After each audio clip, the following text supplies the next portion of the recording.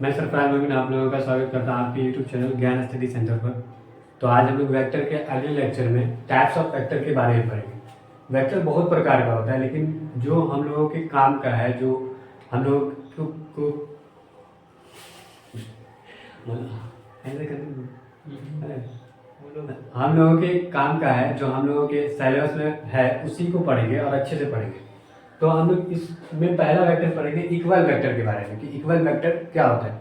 जैसा नाम से ही समझ में आ रहा है कि इक्वल वेक्टर है, लेकिन अभी तक जो वेक्टर का क्लास हो रहा है उससे समझ में आ रहा होगा कि वेक्टर बाकी सब्जेक्ट की तरह या बाकी चैप्टर की तरह नहीं है। इसमें 5 में 5 जोड़कर 10 भी आ सकता है और 5 में 5 जोड़कर 0 भी आ सकता है, कुछ भी आ सकता है। तो इक्वल वेक्टर सिर्फ नाम सुनकर ये नहीं बोला ना कि वेक्टर दो वेक्टर या दो से अधिक वेक्टर, जिसका जो इक्वल होगा, जो बराबर होगा, उसी को हम लोग इक्वल वेक्टर कहेंगे। इक्वल होने के लिए दोनों का मैग्नीट्यूड भी सेम होना चाहिए और उसके साथ साथ दोनों का डायरेक्शन भी सेम होना चाहिए। अगर किसी वेक्टर का मैग्नीट्यूड 10 है तो उसके साथ उसका डायरेक्शन भी सेम होना चाहिए। 10 है तो किस डायरेक्शन में है, नॉर्थ साइड में है या ईस्ट साइड में है या वेस्ट साइड में, ये भी जानना जरूरी है। जैसे कि एक पार्टिकल मान लेते हैं कि कोई वेलोसिटी 10 मीटर पर सेकेंड की वेलोसिटी से इस डायरेक्शन में मूव कर रहा है। थोड़ा देर के बाद उसी पार्टिकल को देखा गया तो वही पार्टिकल 10 मीटर पर सेकेंड की स्पीड वेलोसिटी से चल रहा है, लेकिन डायरेक्शन चेंज नहीं किया। पहले जिस डायरेक्शन में था बाद में भी उसी डायरेक्शन में। तो देखने में लगा कि दोनों वेक्टर का जो मैग्नीट्यूड है वो तो देखने में सेम है और उसके बाद दोनों का डायरेक्शन भी क्या है, सेम है। तो ये वेक्टर को हम लोग बोल सकते हैं इक्वल वेक्टर। लेकिन अगर इसी में थोड़ा सा वेक्टर में चेंजिंग करके इसका डायरेक्शन चेंज कर दिया जाए, 10 मीटर पर सेकेंड की स्पीड से अगर मान लेते हैं ईस्ट डायरेक्शन में चल रहा है, तो यहाँ पे इस पार्टिकल को देखो तो ईस्ट के जस्ट अपोजिट साइड में चल रहा है, वेस्ट साइड में चल रहा है। तो दोनों का मैग्नीट्यूड तो सेम है मगर डायरेक्शन सेम नहीं है। तो यहाँ पे दोनों वेक्टर सेम नहीं होगा, दोनों की वेलोसिटी सेम नहीं होगी, तो इसको इक्वल वेक्टर नहीं कह सकते। इक्वल वेक्टर कब होगा, जब दोनों का मैग्नीट्यूड भी सेम हो और दोनों का डायरेक्शन भी सेम हो, तो उसको हम लोग इक्वल वेक्टर कहेंगे। दूसरा वेक्टर है पैरेलल वेक्टर। पैरेलल वेक्टर क्या होता है, कोई दो या दो से अधिक वेक्टर जिसका डायरेक्शन सेम हो बट मैग्नीट्यूड में और में भी सेम हो। मतलब दोनों वेक्टर है, पैरेलल वेक्टर होगा, सब उसमें हमको मैग्नीट्यूड से कोई मतलब नहीं है, उसमें सिर्फ हमको किससे मतलब होगा, सिर्फ डायरेक्शन से मतलब होगा कि दो सबका डायरेक्शन क्या होना चाहिए, सेम होना चाहिए, जिस भी डायरेक्शन में हो। जैसे कि इस वाले वेक्टर में अगर हम लोग मैग्नीट्यूड चेंज कर देते हैं, जैसे मान लो 8 मीटर पर सेकंड की स्पीड से चल रहा है और यहाँ पर 10 मीटर पर सेकंड की स्पीड से चल रहा है, तो यहाँ पे दोनों का मैग्नीट्यूड सेम नहीं है, लेकिन दोनों का डायरेक्शन क्या है, सेम है। तो इसको हम लोग क्या बोल सकते हैं, पैरेलल वेक्टर बोल सकते हैं, मगर इक्वल वेक्टर नहीं बोल सकते। तो पैरेलल वेक्टर किसको कहते हैं, जिसका जितने भी वेक्टर होंगे सबका डायरेक्शन सेम होना चाहिए। अगर उसका मैग्नीट्यूड सेम है तो अच्छा है, नहीं है तो भी अच्छा है, मतलब तो भी वेक्टर पैरेलल कहलाएगा। जैसे यहाँ पे एक वेक्टर ए है, एक वेक्टर बी है, एक वेक्टर सी है, तो क्या तीनों जो वेक्टर है वो पैरेलल है या नहीं है, तो बिल्कुल है। तो तीनों का डायरेक्शन सेम है, लेकिन तीनों के लेंथ से देखने से आपको मालूम चल रहा होगा कि तीनों का मैग्नीट्यूड सेम नहीं है। इसीलिए यहाँ पे लिखा गया कि ए वेक्टर, बी वेक्टर और सी वेक्टर इक्वल नहीं है, लेकिन अगर पैरेलल की बात आएगी तो तीनों वेक्टर पैरेलल कहलाएगा।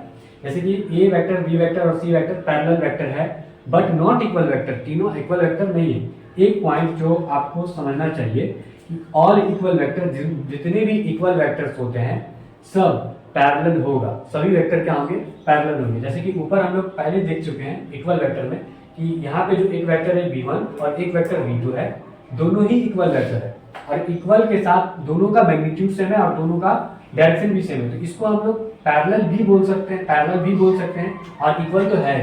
लेकिन यहाँ पे जो तीनों वेक्टर है ये पैरेलल वेक्टर है मगर इक्वल वेक्टर नहीं है। तो all equal vectors must be parallel, जितने भी इक्वल वेक्टर होते हैं सब पैरेलल होते ही हैं, लेकिन जितने भी इक्वल पैरेलल वेक्टर होते हैं सभी इक्वल वेक्टर नहीं होते हैं। वेक्टर हैं vectors which have opposite direction magnitude में और में बी इक्वल, मतलब ये एंटी पैरेलल, पैरेलल वेक्टर का जो भी था उससे जस्ट उल्टा जो भी हो जाएगा उसको हम लोग क्या बोल सकते हैं, एंटी पैरेलल। पैरेलल का एंटी, पैरेलल जो भी है उसका एंटी है, उल्टा है। तो पैरेलल वेक्टर में क्या हो रहा था कि उसका डायरेक्शन सेम था, मैग्नीट्यूड बराबर हो या नहीं हो उससे कोई मतलब नहीं है, सिर्फ डायरेक्शन से मतलब है। अगर दो या दो से अधिक वेक्टर उसका डायरेक्शन सेम है तो उसको हम पैरेलल वेक्टर बोलते हैं। यहाँ पे एंटी पैरेलल वेक्टर है, इसमें क्या होगा कि जितने भी वेक्टर्स होंगे कि सबका डायरेक्शन अलग अलग होगा और मैग्नीट्यूड सेम हो या नहीं उससे कोई मतलब नहीं। जैसे कि यहाँ पे एक वेक्टर है v1 जिसका 10 मीटर पर सेकंड कोई पार्टिकल चल रहा है 10 मीटर पर सेकंड से, और कोई दूसरा पार्टिकल चल रहा है जो 10 मीटर पर सेकंड से ही चल रहा है, दोनों का मैग्नीट्यूड सेम है। सेम ना भी हो तो कोई चिंता की बात नहीं है, कोई टेंशन की बात नहीं है। यहाँ पे v1 वेक्टर और v2 वेक्टर दोनों का डायरेक्शन अगर देखा जाए तो एक दूसरे के जस्ट अपोजिट है। ये अगर ईस्ट डायरेक्शन में चल रहा है तो ये वेस्ट डायरेक्शन में चल रहा है, ये अगर साउथ डायरेक्शन में चल रहा है तो ये नॉर्थ डायरेक्शन में चल रहा है। तो इस दोनों वेक्टर को क्या बोलेंगे हम लोग कि ये दोनों वेक्टर एंटी पैरेलल वेक्टर है। एंटी पैरेलल वेक्टर उस वेक्टर को कहते हैं जिसमें सभी वेक्टर का डायरेक्शन सेम होता है, मैग्नीट्यूड सेम हो या ना हो उससे कोई मतलब नहीं है। अगला वेक्टर जीरो या फिर नल वेक्टर। नल का मतलब ही जीरो होता है, जिसके पास कुछ नहीं उसको हम लोग नल। तो यहाँ पे जीरो या फिर नल वेक्टर किसको कहते हैं? वैसा वेक्टर जिसका मैग्नीट्यूड जीरो, जिसका मैग्नीट्यूड क्या जीरो। अब जीरो मैग्नीट्यूड है तो उसका तो कोई वजूद ही नहीं होगा। जब वजूद नहीं तो उसका डायरेक्शन कहाँ से आ सकता है? डायरेक्शन नहीं आ सकता। लेकिन इसको समझने के लिए एक हम लोग क्या करते हैं, एक मास अगर मान लेते हैं कि कोई मास कोई कितना भी मास का बॉडी रखा हुआ और उस मास पर एक आदमी 5 न्यूटन का फोर्स लगा रहा है और दूसरा आदमी भी 5 न्यूटन का फोर्स लगा रहा है, तो इस बॉडी पर जो रिजल्टेंट फोर्स का इफेक्ट होगा वो कितना होगा? ये 5 न्यूटन फोर्स इस डायरेक्शन में लगा रहा है और दूसरा आदमी 5 Newton force just opposite west direction में लगा रहा है। तो ये वाला जो मास है, ये वाला जो पार्टिकल है, ये न तो उधर मूव करेगा न इधर मूव करेगा, न उधर मूव करेगा इस फोर्स के कारण न उधर मूव करेगा उस फोर्स के कारण। तो यहाँ पे रिजल्टेंट फोर्स कितना है? तो रिजल्टेंट फोर्स यहाँ पे जीरो है, मतलब रिजल्ट कुछ नहीं आ रहा। तो रिजल्टेंट फोर्स कितना हो गया यहाँ पे? जब रिजल्टेंट फोर्स जीरो हो गया तो इसी को हम लोग बोलेंगे कि ये वाला जो वेक्टर होगा इसको बोलेंगे जीरो या फिर नल वेक्टर। तो इसका ना तो कोई डायरेक्शन निकल पा रहा है और ना इसका कोई मैग्नीट्यूड है।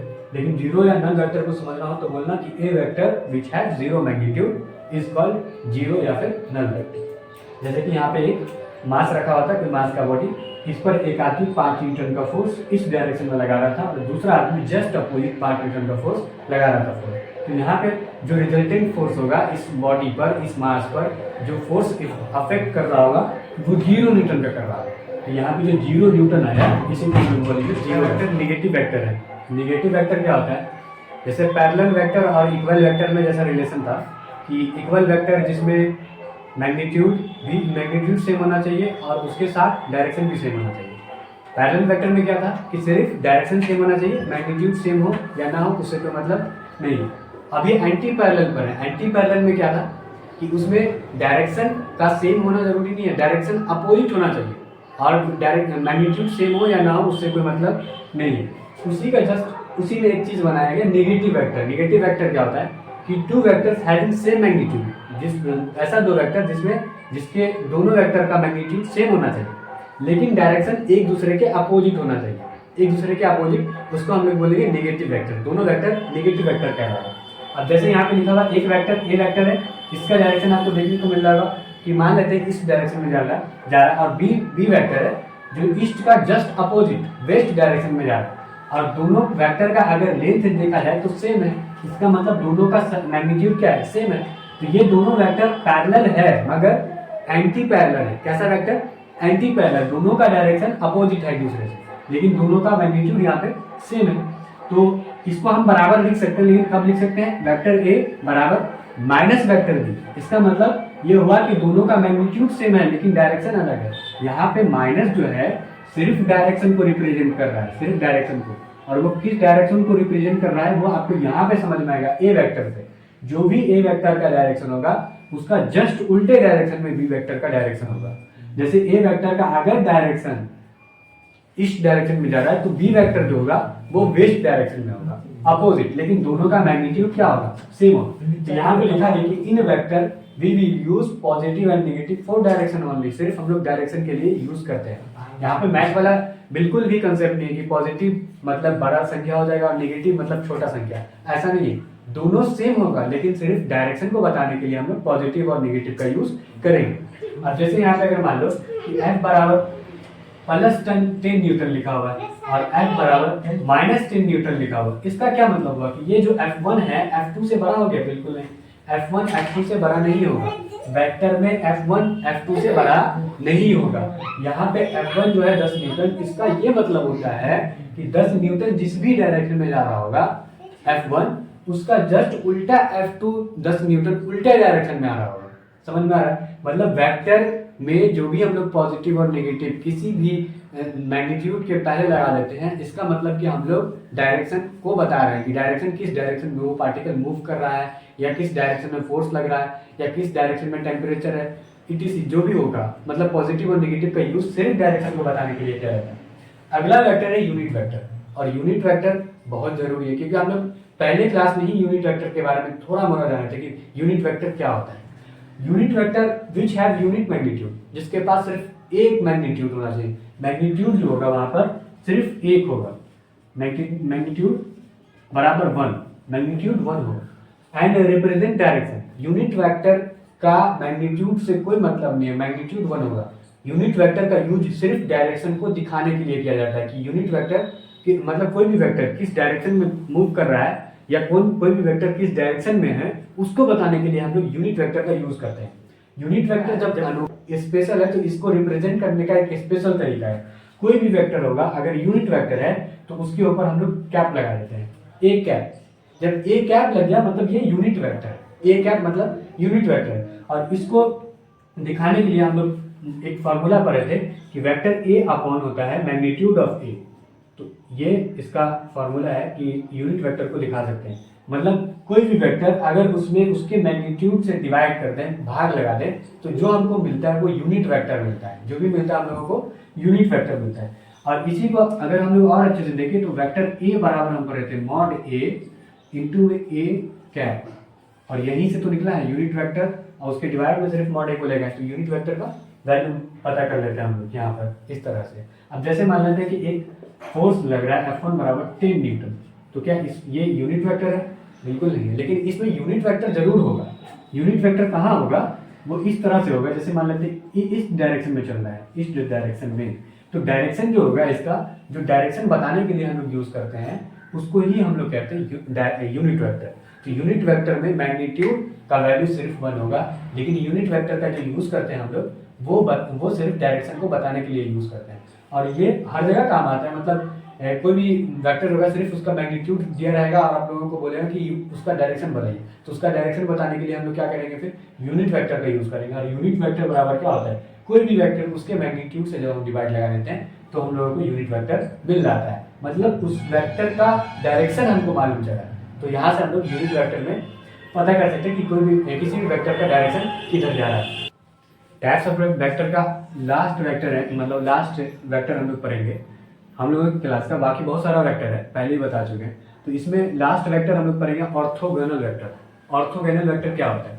ऑर्थोगोनल वेक्टर जो ऐसा दो वेक्टर जो एक दूसरे के परपेंडिकुलर होना चाहिए, जिस दो वेक्टर के बीच में 90 डिग्री का एंगल बनेगा, उस दोनों वेक्टर को हम लोग ऑर्थोगोनल वेक्टर बोलेंगे। Two vectors perpendicular to each other are called orthogonal vectors. वो दोनों वेक्टर क्या कहलाएगा? ऑर्थोगोनल वेक्टर कहलाएगा। कहीं कहीं पे ऑर्थोगोनल यूज नहीं करता, परपेंडिकुलर वेक्टर होता है। तो परपेंडिकुलर वेक्टर में क्लियर है कि दोनों वेक्टर के बीच में 90 डिग्री का कोण, या दोनों वेक्टर परपेंडिकुलर होना चाहिए ईच अदर, एक दूसरे के अदर होना चाहिए। तो ऑर्थोगोनल मतलब 90 डिग्री। जैसे कि यहाँ पे एक वेक्टर ए है और एक वेक्टर बी है, दोनों के बीच का जो एंगल बन रहा है कितना डिग्री बन रहा है? 90 डिग्री बन रहा है। तो इस दोनों वेक्टर को हम लोग क्या बोलेंगे? Orthogonal vector. एक दूसरे के ऑर्थो है, एक दूसरे पे परपेंडिकुलर है, इसलिए हम दोनों वेक्टर को क्या बोलेंगे? Orthogonal vector. तो टाइप्स ऑफ वेक्टर में हम लोग 7 वेक्टर पढ़े हैं। सातों वेक्टर आसानी से हम लोग समझ चुके हैं इस क्लास में। तो इस क्लास के लिए बस इतना ही, बाकी आगे देखते हैं।